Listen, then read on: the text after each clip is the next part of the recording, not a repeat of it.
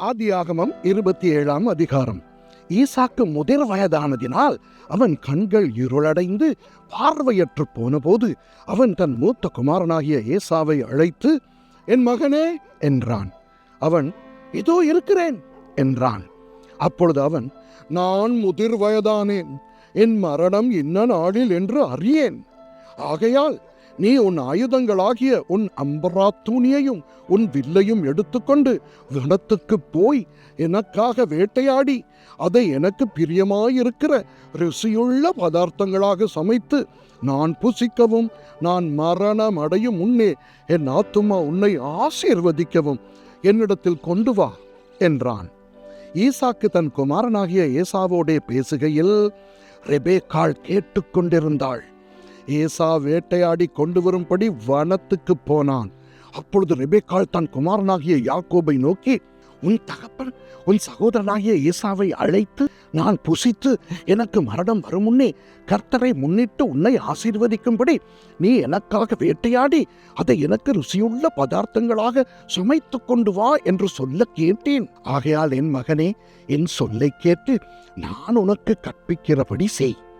நீ ஆட்டு மந்தைக்கு போய் 2 நல்ல வெள்ளாட்டு குட்டிகளை கொண்டு வா. நான் அவைகளை உன் தகப்பனுக்கு பிரியமானபடி ருசியுள்ள பதார்த்தங்களாக சமைப்பேன்.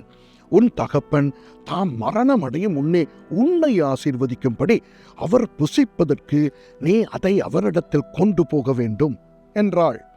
அதற்கு யாக்கோபு தன் தாயாகிய ரெபேக்காளை நோக்கி, என் சகோதரனாகிய ஏசா ரோமம் மிகுந்தவன், நான் ரோமம் இல்லாதவன்.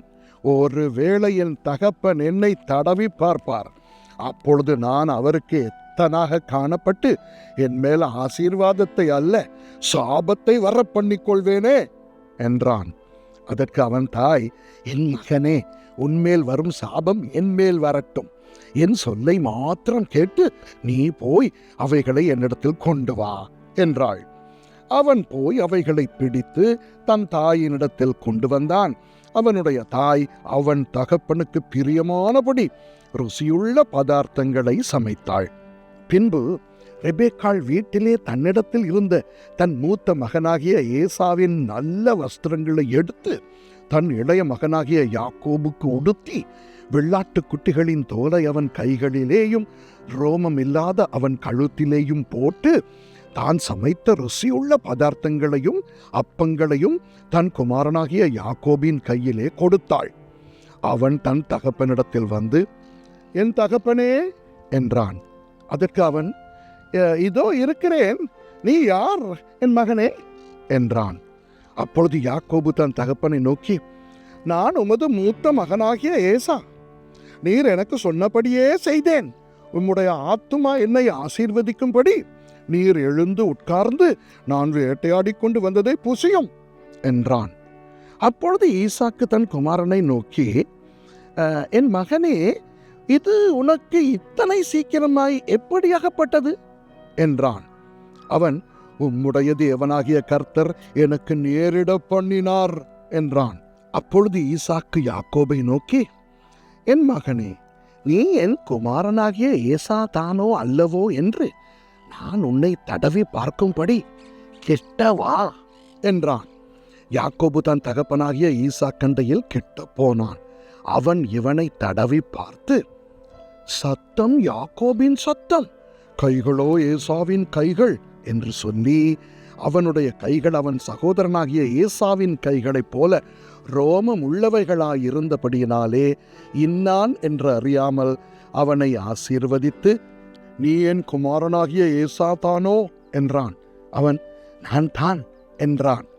அப்பொழுது அவன், என் குமாரனே, நீ வேட்டையாடி கொண்டு வந்ததை நான் புசித்து என் ஆத்துமா உன்னை ஆசீர்வதிக்கும்படி அதை என் கிட்ட கொண்டு வா என்றான். அவன் அதை கிட்ட கொண்டு போனான். அப்பொழுது அவன் புசித்தான். பிற்பாடு திராட்சரசம் அவனுக்கு கொண்டு வந்து கொடுத்தான். அவன் குடித்தான். அப்பொழுது அவன் தகப்பனாகிய ஈசாக்கு அவனை நோக்கி, என் மகனே, நீ கிட்ட வந்து என்னை முத்தம் செய் என்றான். அவன் கிட்ட போய் அவனை முத்தம் செய்தான். அப்பொழுது அவனுடைய வஸ்திரங்களின் வாசனையை மோந்து, இதோ என் குமாரனுடைய வாசனை கர்த்தர் ஆசீர்வதித்த வயல்வெளியின் வாசனையைப் போல் இருக்கிறது. தேவன் உனக்கு வானத்து பனியையும் பூமியின் கொழுமையையும் கொடுத்து மிகுந்த தானியத்தையும் திராட்சை ரசத்தையும் தந்தருளுவாராக. ஜனங்கள் உன்னை சேவிக்கவும் ஜாதிகள் உன்னை வணங்கவும் கடவர்கள். உன் சகோதரருக்கு எஜமானாயிருப்பாய். உன் தாயின் பிள்ளைகள் உன்னை வணங்குவார்கள். உன்னை சபிக்கிறவர்கள் சபிக்கப்பட்டவர்களும் உன்னை ஆசீர்வதிக்கிறவர்கள் ஆசீர்வதிக்கப்பட்டவர்களுமாயிருப்பார்கள் என்று சொல்லி அவனை ஆசீர்வதித்தான். ஈசாக்கு யாக்கோபை ஆசீர்வதித்து முடிந்தபோது யாக்கோபு தன் தகப்பனாகிய ஈசாக்கின் சமூகத்தை விட்டு புறப்பட்ட உடனே அவன் சகோதரனாகிய ஏசா வேட்டையாடி வந்து சேர்ந்தான். அவனும் ருசியுள்ள பதார்த்தங்களை சமைத்து தன் தகப்பன் அண்டைக்கு கொண்டு வந்து தகப்பனை நோக்கி, உம்முடைய ஆத்துமா என்னை ஆசீர்வதிக்கும்படி என் தகப்பனார் எழுந்திருந்து உம்முடைய குமாரனாகிய நான் வேட்டையாடி கொண்டு வந்ததை புசிப்பாராக என்றான். அப்பொழுது அவன் தகப்பனாகிய ஈசாக்கு, நீ யார் என்றான். அதற்கு அவன், நான் உமது மூத்த மகனாகிய ஏசா என்றான். அப்பொழுது ஈசாக்கு மிகவும் பிரமித்து நடுங்கி, வேட்டையாடி எனக்கு கொண்டு வந்தானே, அவன் யார்? நீ வரும் முன்னே அவை எல்லாவற்றிலும் நான் புசித்து அவனை ஆசீர்வதித்தேனே, அவன் ஆசீர்வதிக்கப்பட்டவனாகவும் இருப்பான் என்றான். ஏசா தன் தகப்பனுடைய வார்த்தைகளை கேட்டவுடனே மிகவும் மனம் கசந்து உரத்த சத்தமிட்டு அலறி தன் தகப்பனை நோக்கி, என் தகப்பனே, என்னையும் ஆசீர்வதியும் என்றான்.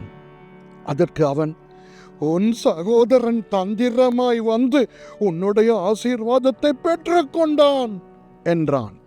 அப்பொழுது அவன் பெயர் யாக்கோபு எண்ணப்படுவது சரியல்லவா? இதோட 2 தரம் என்னை மோசம் போக்கினான். என் சேஷ்ட புத்திர பாகத்தை எடுத்துக்கொண்டான். இதோ இப்பொழுது என் ஆசீர்வாதத்தையும் வாங்கிக் கொண்டான் என்று சொல்லி, நீர் எனக்கு ஒரு ஆசீர்வாதத்தை ஆகிலும் வைத்து வைக்கவில்லையா என்றான். ஈசாக்கு ஏசாவுக்கு பிரதியுத்தரமாக, இதோ நான் அவனை உனக்கு எஜமானாக வைத்தேன். அவன் சகோதரர் எல்லாரையும் அவனுக்கு ஊழியக்காரராக கொடுத்து அவனை தானியத்தினாலும் திராட்சரசத்தினாலும் ஆதரித்தேன். இப்பொழுதும் என் மகனே, நான் உனக்கு என்ன செய்வேன் என்றான். ஏசா தன் தகப்பனை நோக்கி, என் தகப்பனே, இந்த ஒரே ஆசீர்வாதம் மாத்திரமா உம்மிடத்தில் உண்டு. என் தகப்பனே, என்னையும் ஆசீர்வதியும் என்று சொல்லி ஏசா சத்தமிட்டு அழுதான். அப்பொழுது அவன் தகப்பனாகிய ஈசாக்கு அவனுக்கு பிரதியுத்தரமாக, உன் வாசஸ்தலம் பூமியின் சாரத்தோடும் உயர வானத்தில் இருந்து இறங்கும் பனியோடும் இருக்கும். உன் பட்டயத்தினாலே நீ பிழைத்து உன் சகோதரனை சேவிப்பாய். நீ மேற்கொள்ளும் காலம் வரும் போதோ உன் கழுத்தில் இருக்கிற அவனுடைய நுகத்தடியை முறித்து போடுவாய் என்றான். யாக்கோபை தன் தகப்பன் ஆசீர்வதித்தது நிமித்தம் ஏசா யாக்கோபை பகைத்து, என் தகப்பனுக்காக துக்கிக்கும் நாட்கள் சீக்கிரமாய் வரும், அப்பொழுது என் சகோதரனாகிய யாக்கோபை கொன்று போடுவேன் என்று ஏசா தன் இருதயத்திலே சொல்லிக் கொண்டான். மூத்த மகனாகிய ஏசாவின் வார்த்தைகள் ரெபேக்காளுக்கு அறிவிக்கப்பட்டது. அப்பொழுது அவள் தன் இளைய மகனாகிய யாக்கோபை அழைத்து, உன் சகோதரனாகிய ஏசா உன்னை கொன்று போட நினைத்து தன்னை தேற்றிக் கொள்ளுகிறான். ஆகையால் என் மகனே, நான் சொல்வதை கேட்டு எழுந்து புறப்பட்டு ஆரானில் இருக்கிற என் சகோதரனாகிய லாபான் இடத்துக்கு ஓடி போய் உன் சகோதரனுடைய கோபம் தனிய மட்டும் சில நாள் அவனிடத்திலே இரு. உன் சகோதரன் உன்மேல் வைத்த கோபம் தணிந்து நீ அவனுக்கு செய்ததை அவன் மறந்த பின் நான் ஆள் அனுப்பி அவ்விடத்திலிருந்து உன்னை அழைப்பிப்பேன். நான் ஒரே நாளில் உங்கள் இருவரையும் ஏன் இழந்து போக வேண்டும் என்றாள். பின்பு ரெபேக்காள் ஈசாக்கை நோக்கி, ஏத்தின் குமாரத்திகளின் நிமித்தம் என் உயிர் எனக்கு வெறுப்பாயிருக்கிறது. இந்த தேசத்து பெண்களாகிய ஏத்தின் குமாரத்திகளே, யாக்கோபு ஒரு பெண்ணை கொள்வானானால் என் உயிர் இருந்து ஆவதென்ன என்றாள். ஆமென்.